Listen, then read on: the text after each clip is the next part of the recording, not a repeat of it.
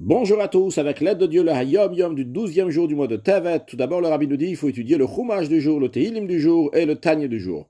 Avant de lire le Hayom Yom du jour, à savoir que le quatrième Rabbi de Chabad, Rabbi Shmuel, a quitté le monde en Tavresh Mem Gimel en 5643, qui correspond à 1783. Après lui, il y a eu le cinquième Rabbi de Chabad, le Rabbi Rashab, Rabbi Shalom Dovber.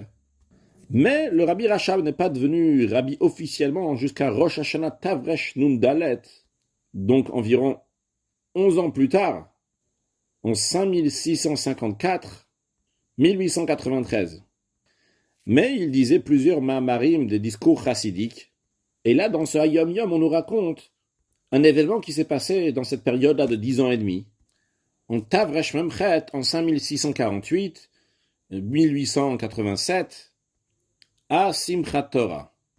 Le Rabbi Rashab a été choisi comme secrétaire de la Chevra Kadisha, donc qui s'occupe des enterrements.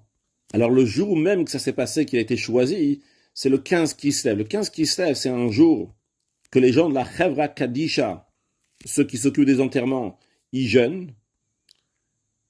Ça a été choisi le 15 Kislev parce que c'est un jour qui ne peut jamais tomber Shabbat. Et en plus, donc c'est un des jours les plus courts de l'année, comme ça le jeûne n'est pas trop long.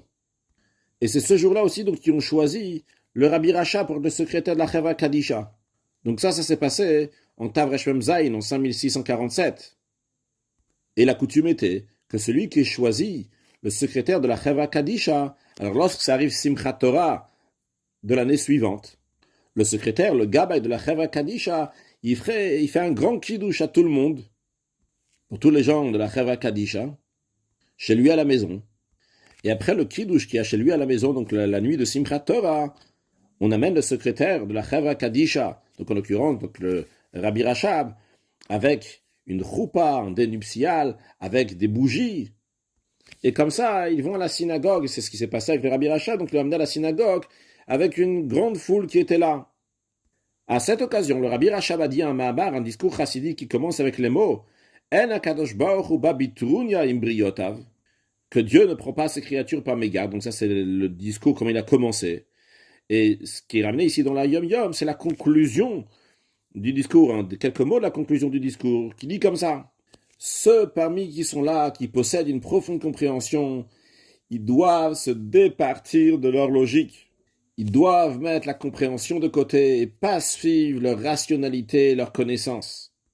Parce que par le raisonnement, on peut être induit en erreur, au point de connaître une fin amère, chas v'shalom, qu'à Dieu ne plaise. Et ce principe, c'est un principe essentiel dans la période des talons de Mashiach, juste avant que Mashiach y vienne, qu'il ne faut pas suivre la logique et la raison, mais d'accomplir la Torah et les mitzvot de tout son cœur, avec intégrité, avec une foi simple dans le Dieu d'Israël. À noter que ce mamar était très cher aux yeux du Rabbi Rayat, ce fils du Rabbi Rashab. Il a répété plusieurs fois, et aussi chez les Chassidim, qu'il le répétait plusieurs fois, il révisait plusieurs fois dans les années difficiles en Russie. Ce mamar qui a été dit en yiddish de manière que tout le monde va comprendre.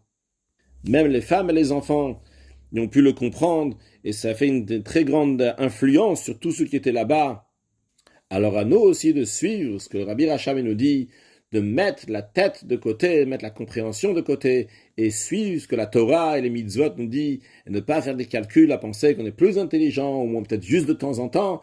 Rien du tout. Il n'y a que ce que Hachem nous dit de faire, et le faire avec tzmimout, avec intégrité, avec sincérité, et par cela accueillir Mashiach très prochainement, un excellent Yom.